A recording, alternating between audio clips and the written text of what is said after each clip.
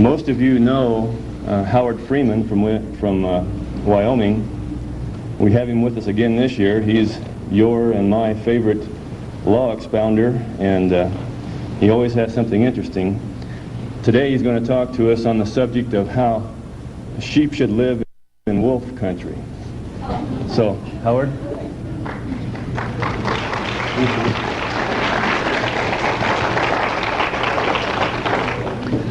Well, there's no question in my mind that we're living in wolf country. I attended Ken Anderson's trial, and I saw the wolves at their worst. Christ said he sends us out as sheep in a land of wolves, and that's precisely what we're facing in the world today. And we must inform ourselves on how to live in this wolf country, or we're not going to survive very long. Now, one thing I want to impress upon everyone is that I am not an original thinker. I said last year, I probably am the best plagiarist that ever came down the pike. I have a sense of truth, but I listen to everybody, all the experts on every subject, and most of the experts, anyone who's an original thinker, they usually stay, they write books and they stop learning the minute they've written a book, and they just stay within that particular area. So I listen to this fellow, and then here's another fellow that this fellow wouldn't listen to, but I listen to him, and he's an original thinker. And then there's another fellow over here, he's written books, and he's a good original thinker. Well, all I do, I just listen to all of them, and where my sense of truth drops with this speaker, well, I just let that lay dormant, and then I pick up with this speaker, and he seems to have a little truth that this fellow didn't mention, so I take what truth I could get here, piece it with what truth I can get here, and piece it with what truth I can get there, and that's the final outcome, so that whenever I speak, I give you the best judgment that I have on that subject at the moment I speak. Now, if I'd been the first speaker who came to this camp, my highest and best judgment at that time would have been maybe slightly different from my highest and best judgment at this moment, because I've had the opportunity of hearing all the other speakers who are here, and I've probably added a little bit of truth to my highest judgment from listening to all of the other speakers.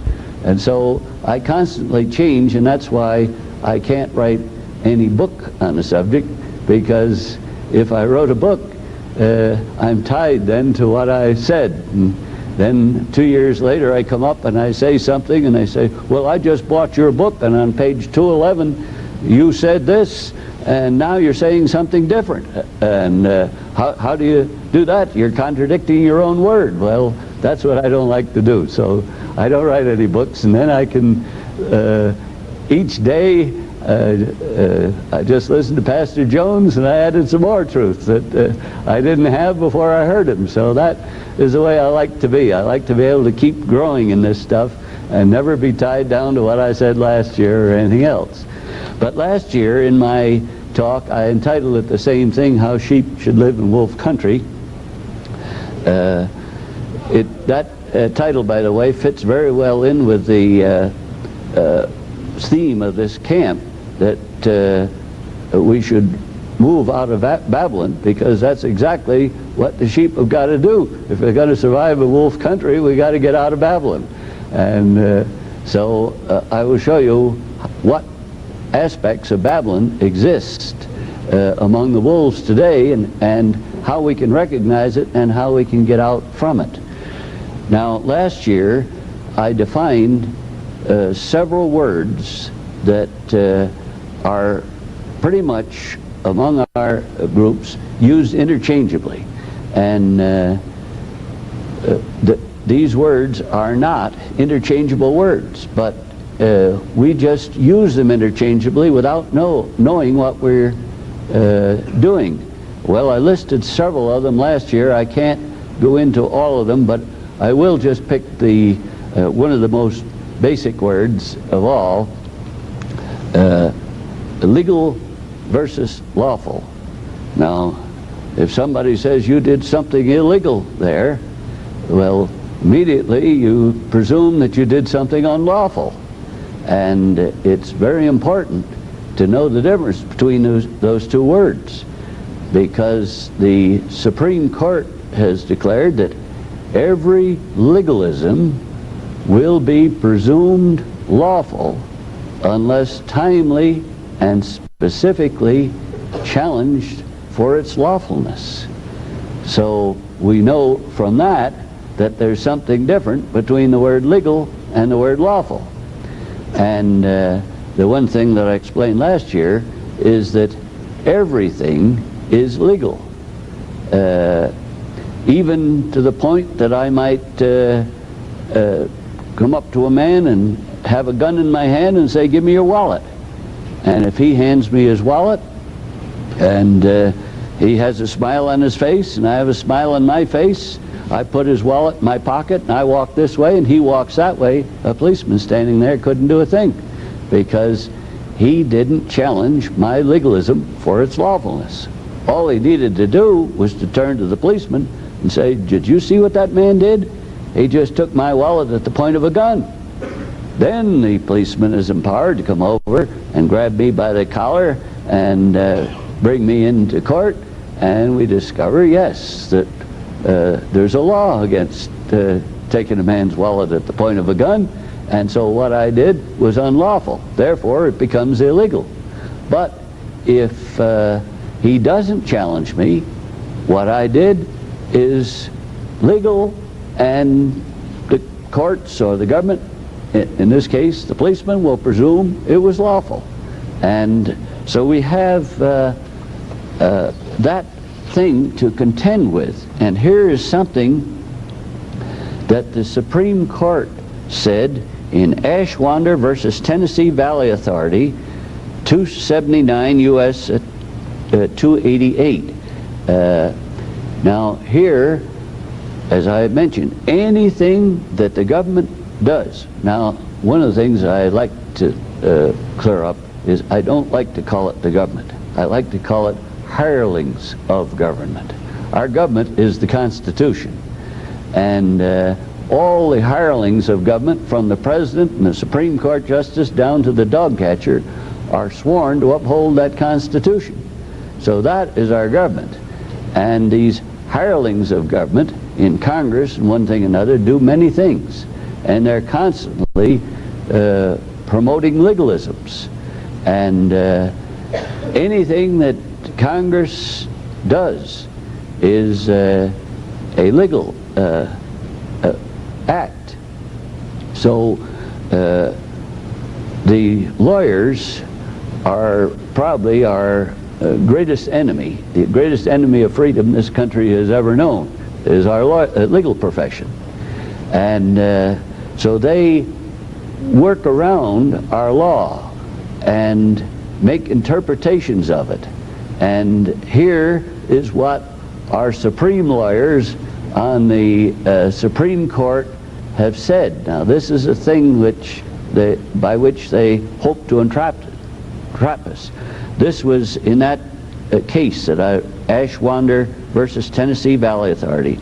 The Supreme Court said this: considerations of propriety as well as long-established practice demand that we refrain from passing upon the constitutionality of an act of Congress unless obliged to do so in the proper performance of our judicial function, when the question is raised by a party whose interests entitle him to raise it.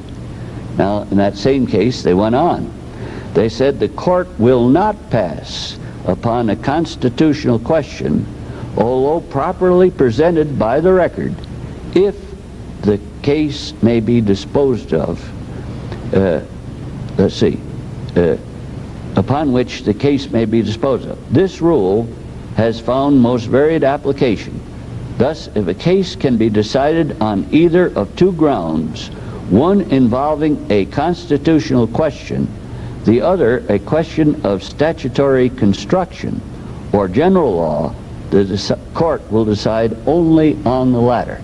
In other words, if you've got properly presented and everything, Congress may pass an action that is on its face unconstitutional, but unless you challenge it, the courts will always presume it to be legal. But if you've got everything organized to challenge it, and you go up before the Supreme Court with that case, what that court says they're going to do, if they can find some technicality to give you a victory, say the government side, if you're opposing the government brief, if their lawyer in his brief went over his border, you're supposed to have a given border on his papers, and if he went too far on his paper, well, they might throw out one of his papers, which is very important to the case, and you win the case.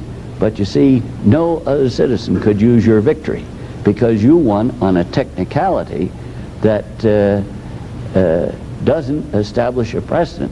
If they let you win and declared this act of Congress to be unconstitutional, that every other citizen could use your victory would be his victory, and he could use your case as a precedent for his position. So if the court can possibly avoid giving you a clear-cut victory on anything, they're going to do it. And they've stated it right in their own words in these cases that we have. Here it says,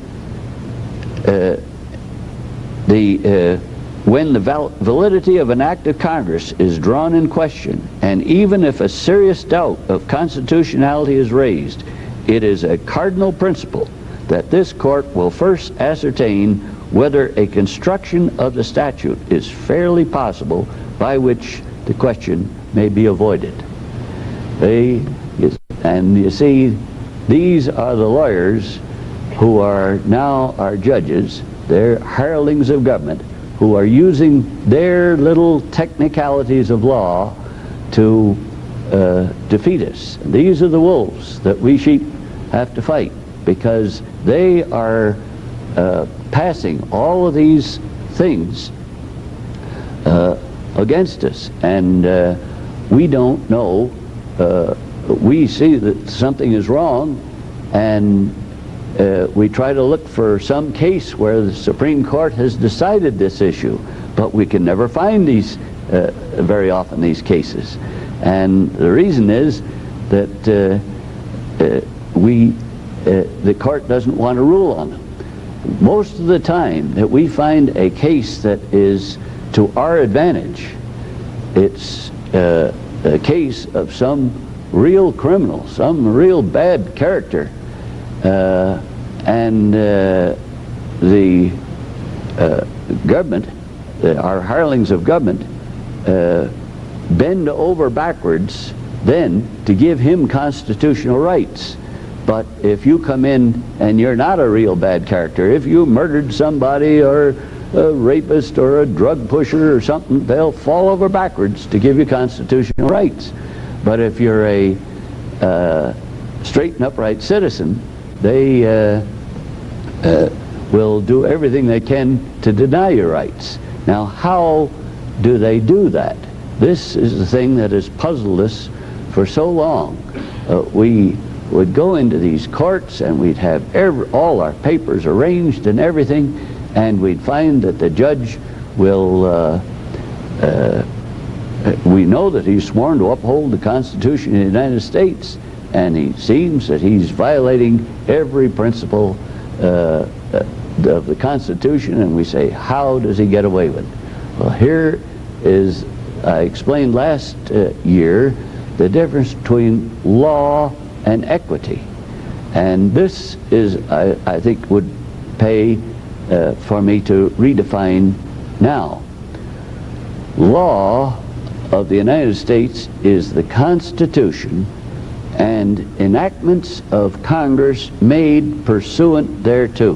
In other words, the Constitution is a limitation upon the hirelings of government. And anytime our government passes a statute, the hirelings pass a statute of Congress that is not pursuant to the Constitution. Now, to get the idea of what the word pursuant means, I'll just give it a rough idea. We have a right to travel anywhere we please. That is the general overall law. The Constitution gives us the right to travel. But pursuant to the Constitution, a state may limit that to the extent and say, well, you can't travel at 90 miles an hour anywhere you want to go. But the state can, pursuant to the Constitution, set speed limits according to the engineering design of the road for safety.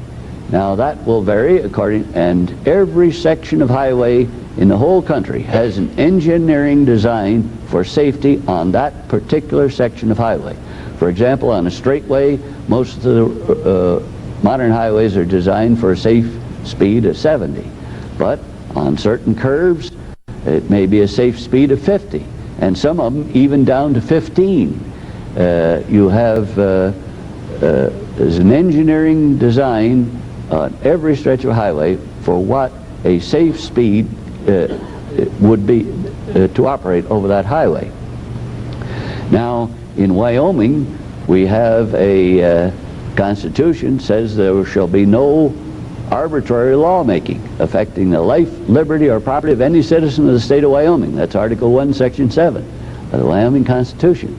So, if the hirelings of government arbitrarily lower the speed limit from 70 to 55 when the engineering design for safety is 70, that enactment of the legislature is not pursuant to the Constitution. See, the Constitution, the general law gives you the right to go anywhere you please. Now, a statute pursuant to the Constitution would limit that right within the lines of safety, the engineering design of the road for safety. But then if the legislature artificially lowers that and says the speed limit on this road that's engineeringly designed for a safe speed of 70 is now 55, that is not pursuant to the Constitution. That is a challengeable legalism. But it will be presumed lawful unless you timely and specifically challenge it for its lawfulness. So we have to realize that. Well, now, law, as I said, is anything that is the general law allows and particularized law of statutes that are made pursuant to that general law authorizes. That is law. And you'll find that law never compels anyone to do anything. You're free to do anything you please, provided you do not infringe upon the life, the liberty, or the property of any other person. That is law, and that's where law ends. Well, then you say, well, how come we have a law that says you must buy seat belts for your car whether you want it or not? And then I understand New York State has just passed a law, you must fasten the seat belts in your car whether you want to or not, and it's a criminal offense if you don't fasten your seat belt. How does that, how do they dare call that law? That's not law. That is equity. That is comes under a jurisdiction of compelled performance. Now, at law, you can't be compelled to do anything. You are free to do anything you please, provided you do not infringe upon the life, liberty, or property of anyone else. But our Constitution does allow us unlimited right of contract. We can contract to do anything we want, and the Constitution authorizes it, and the Constitution has set up courts to enforce contract obligations. One of the examples I gave of that was with Colonel Moore. I remember he was sitting in the front row last year, and I said, at this moment, Colonel Moore is a free man, and he's under the law of the United States. And but I go to him and I say, Colonel Moore, I'll give you $10 a day, every day, if any time I see you and I say jump, you jump. Colonel Moore says, is that all I have to do for $10 a day? I don't see you too often. I'll take you up on that. So I says, all right, I'll give you the $10 every day, and any time I see you and I say, Colonel Moore, jump, you jump. And he says, well, I need the exercise anyhow, so that's a good thing. So he takes it. But he lost his status as a free man as far as that contract is concerned, because I'll show you what might happen down the road a little bit. Colonel Moore has a daughter who's going to get married, and it's his only daughter, we'll say. And for his only daughter, nothing could be too good for her. Give her the best. We'll follow protocol to the letter. We'll give her a big reception and a big wedding, everything right up to as much as he could afford to buy. And so at the most solemn part of the wedding ceremony, I walk into the church and I say, Colonel Moore, jump. He looks around. I can't jump now. My daughter will never forgive me. And I can't louse up our wedding like that, so he doesn't jump. And I bring him into court, and I charge him with breach of contract. And the judge looks down from his bench, looks over his glasses, and he says, Colonel Moore, I understand that you had a contract with Howard Freeman to jump every time he said jump. And Howard Freeman says, you didn't jump when he said jump. And Colonel Moore says, why, I've jumped 1,000 times when he said jump. And he tells all the many times he jumped when I said jump. But he says, on this special occasion, I couldn't jump when my daughter's, most serious part of my daughter's wedding, he says she'd never forgive me if I lost up her wedding like that. Don't I have any constitutional rights? The judge bangs his gavel. He says, you will not mention the Constitution in my court. Well, Colonel Moore kind of scratches his head. How come? Isn't that fellow sworn to uphold the Constitution? Yes, he is. But the part of the Constitution that he's upholding is the part of the Constitution which gives us free men the right to contract. And Colonel Moore had entered a contract. And so that court is now a court of equity. Equity is the jurisdiction of compelled performance. And Colonel Moore can be compelled to perform to the exact letter of that contract. And so the judge picks up the contract and he says, I don't see anything in this contract that says you're not going to jump on special occasions.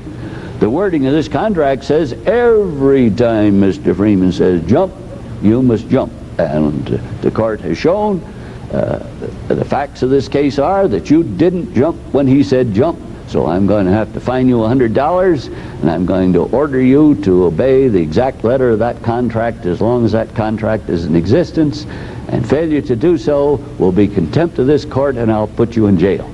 So you see what happens when we enter contract situations. We enter them constitutionally.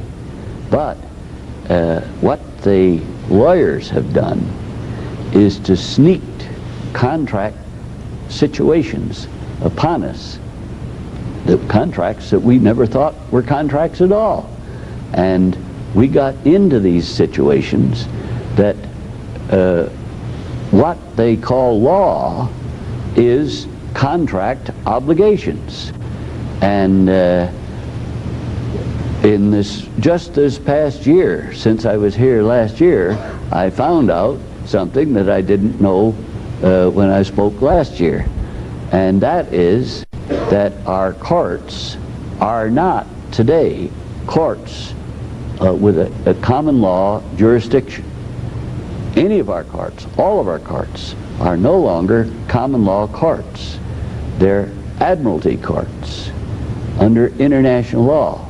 Well, how did that come about? Well, first, I'll have to explain to you why admiralty law is not as good as American common law, or the common law, even general common law, whether it's England or America.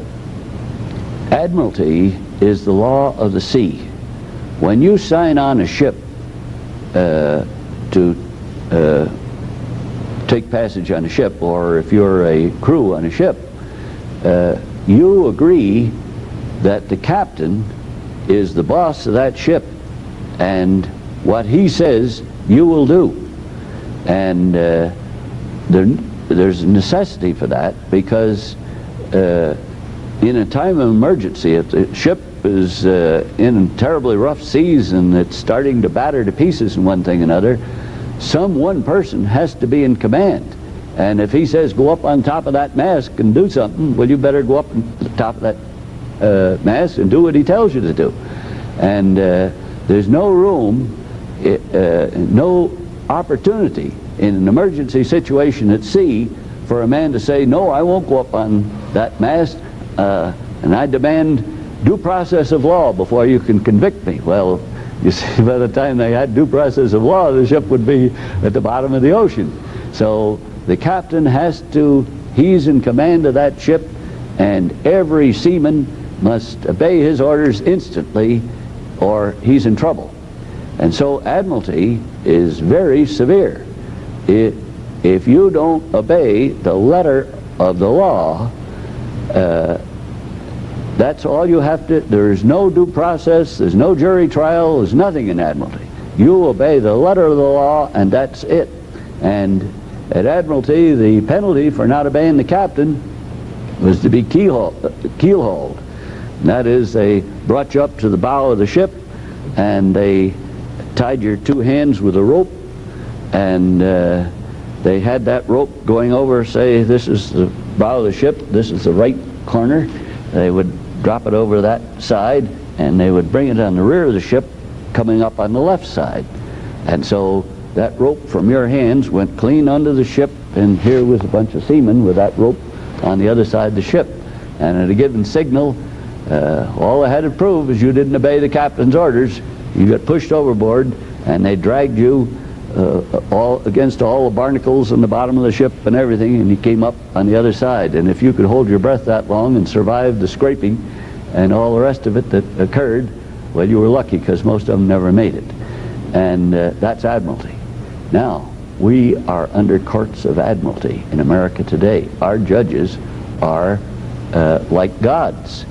Now, the difference between a judge at law and even a judge in equity is this. A judge at law is under oath to support, to obey, and to defend the Constitution of the United States. If he doesn't do it, he can be impeached.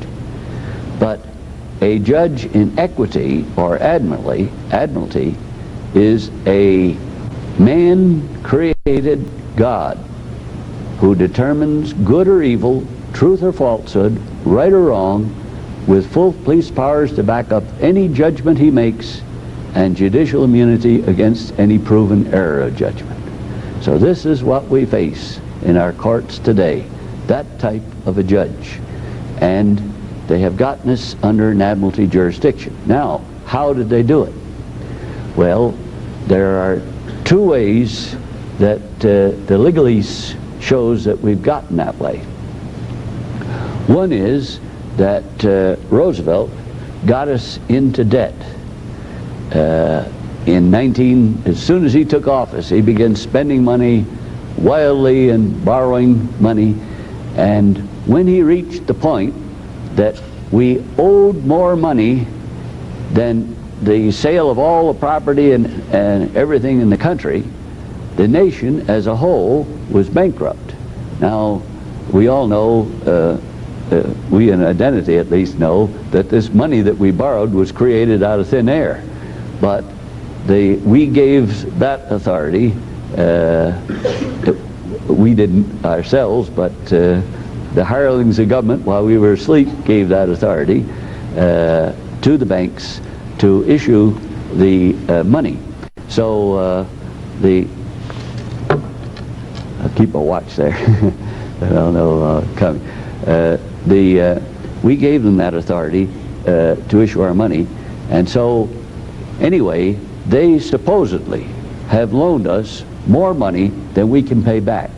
Well, you know what happens to any common ordinary citizen? Once he goes bankrupt, he's no longer free. He's no longer a free man. He's under a jurisdiction of compelled performance. He can be compelled to perform according to the best interest of his creditors. And so the court will order him to do this and to do that in the interest of his creditors. Well, when America could no longer pay the international bankers the debt, when if you sold everything in America, we got more debt than we have assets, well then the international bankers looked upon all citizens as bankrupts. And so the legalese is then the work of our Congress is to pass not public law but public policy. And the public policy is in the interest of our creditors, not in our interest. So our creditors look at us and they say, well, these people are the only way we can get our debts paid. We've got to keep everybody alive and working in order to get our debts paid. So now a lot of water may be contaminated. I guess public policy better be that all commercial drinking water must be chlorinated. So whether you want it or not, whether you need it or not, it's got to be done in the interest of our creditors, because they don't want us to get sick from drinking contaminated water. And then they come up with the next thing. Well, we think that when they're driving cars at this high speed, we better, public policy must require them to wear seat belts. And so they do that. And so this is the way these public policy things, which are the only way they are law, is that through the Constitution, the power of contract. Well, they blame us for running up the national debt. They said, you voted for these hirelings who created the debt, so it's your fault. That is arguable. So they needed more than that. That was the first step. But the greater thing, they felt, is to get us each individually directly into a contract situation. So they got us, each one, to, on our own, voluntarily go down to the post office and request of the government a Social Security number. And they didn't tell us what that Social Security number involved. We just went down. We got it because when we went to get a job, the employer says, well, do you have a Social Security number? No. Well, I can't hire you to get a Social Security number. So we ran fast down, got our Social Security number so that we could get the job. And we didn't get all the terms of the contract. They concealed some things. But what we did, we entered a contract situation with the government. And then our government tied our Social Security system in with the Social Security system of every other nation of the world.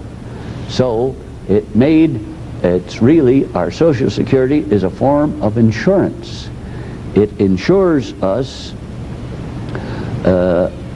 against, if we're broke in our old age, well, that ensures that we'll get a pension so that we'll be able to continue. And if in the course of our employment we become injured, I guess we can collect Social Security at even a younger age and carry on.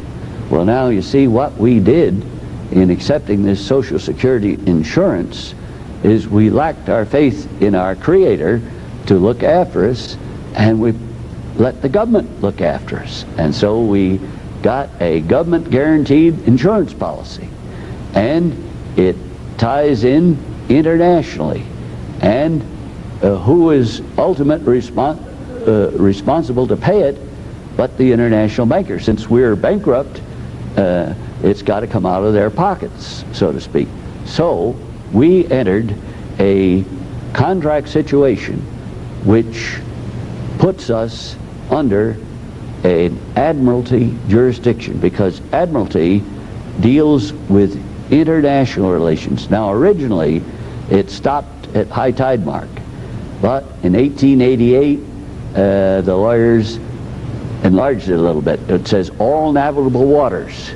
And then the hirelings of government said, well, navigable waters and highways are all the same. They're the mode of commerce, and commerce is international.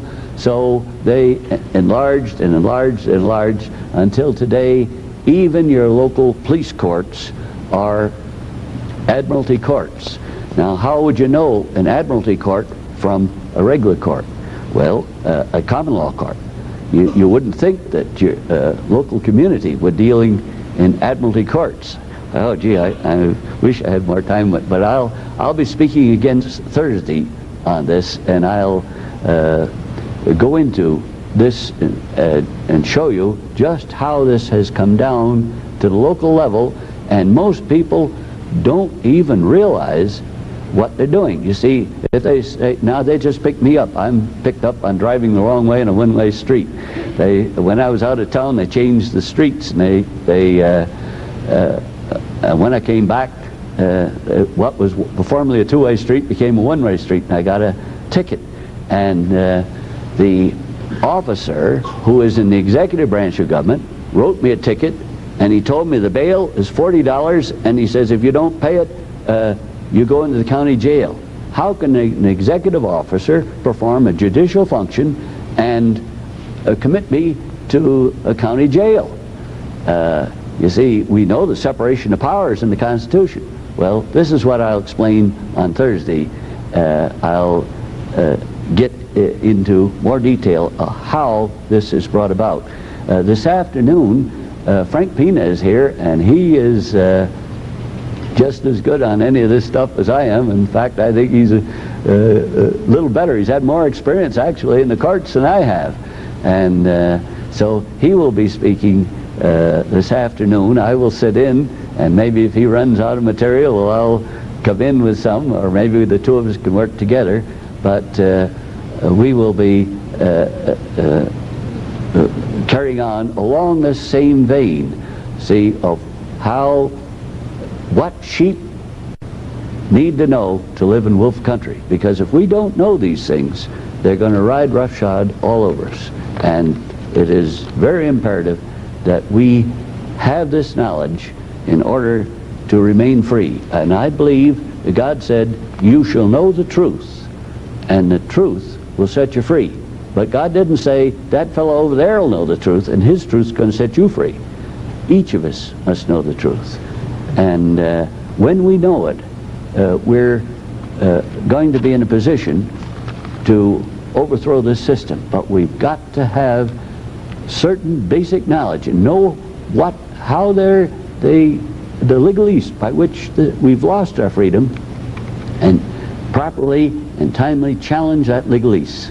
So I'll end at that vein, and I thank everybody for the opportunity to speak here.